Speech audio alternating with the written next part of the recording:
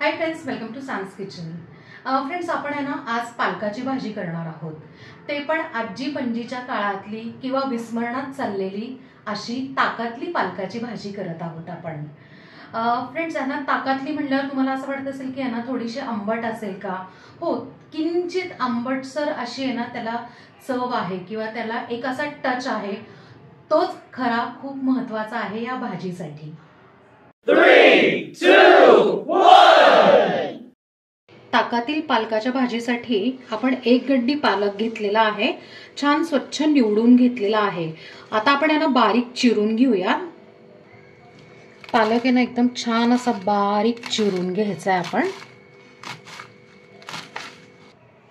आपण सगळा पालक आहे ना छान बारीक चिरून घेतलाय आणि परत चाळणीतच घेतलेला आहे।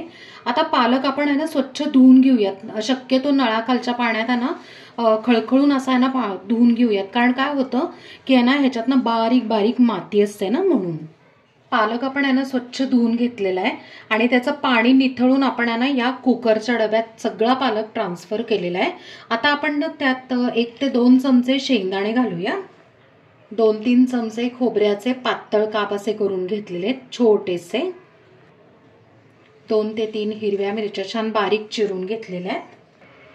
आता अगदी थोडंसं म्हणजे एखाद वाटी किंवा अर्धा ग्लास पाणी घालायचं, जास्त पाणी घालायचं नाही, कारण काय होतं की पालकामध्ये आहे ना पाण्याचा अंश असतो, पालक शिजल्यानंतर पाणी सोडतं, यासाठी घालताना थोडंच घालायचं, नाहीतर काय होतं की आपली जी भाजी आहे किंवा पालक जो आहे तो पांचट लागतो। आता आपण आहे ना हा डबा जो आहे तो कुकरमध्ये ठेवून 3 ते 4 शिट्ट्या करून छानपैकी ही पालकाची भाजी शिजवून घेऊया। पालकाची भाजी आपण 4 शिट्ट्या करून शिजवून घेतलेली आहे। आता हे जे पाणी आहे हे आपण एका बाउलमध्ये काढून घेऊया। काय होतं की हे जे पाणी आहे ना पालकाचं, तर त्यामुळे थोडंसं ना उग्र लागू शकते ही ना भाजी, त्यामुळे काढून घ्यायचं आहे आपल्याला। हे जे पाणी आहे ना काढलेलं ते आपण आहे ना भाजीत अजिबात वापरणार नाही आहोत। भाजी मिळून येण्यासाठी आपण आहे ना पीठ वापरणार आहोत 2। त्यातलं एक पीठ आहे पहिलं म्हणजे 1 चमचा ज्वारीचं पीठ, 2 चमचे डाळीचं पीठ। आता ज्वारीचं पीठ समजा अवेलेबल नसेल तर तुम्ही 3 चमचे ना डाळीचं पीठ वापरलं तरी चालेल। आता आपण ना हाताने पहिले आहे ना स्मॅश करून घेऊया, म्हणजे काय होतं की ना छान भाजी आपली मिळून येते।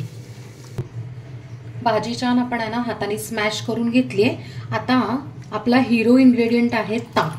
इथे मी आहे ना 2 वाट्या आहे ना ताक घेतलेला आहे, कारण आंबट नाहीये म्हणून।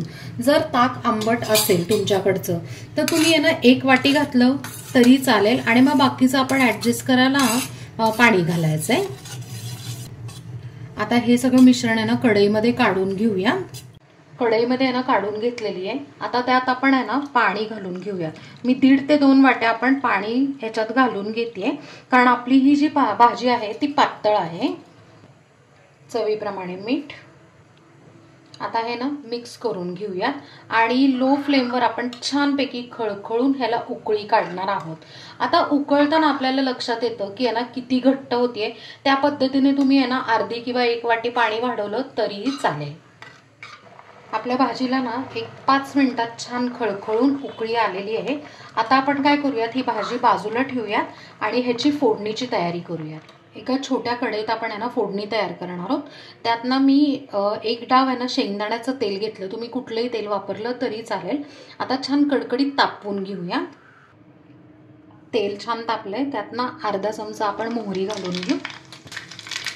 8 ते 10 लसणाच्या पाकळ्या छान अशा बारीक चिरून घेतल्या। आता ना लो फ्लेमवरच आहे ना या लसणाच्या ज्या पाकळ्या आहेत त्या छान लालसर तळून घेऊया। लसणाच्या पाकळ्या एकदम मस्त लालसर झालेल्या आहेत आणि आता आपण आहे ना गॅस बंद केलेला आहे। त्यातच आपण काय करणार आहोत, सुक्या लाल मिरचीचे तुकडे टाकायचे, पाव चमचा हिंग, अर्धा चमचा हळद। आता हे सगळं ना मिक्स करून घेऊया। अशा प्रकारे मस्त अशी चुरचुरीत फोडणी तयार आहे। आपण भाजीला देऊन घेऊया।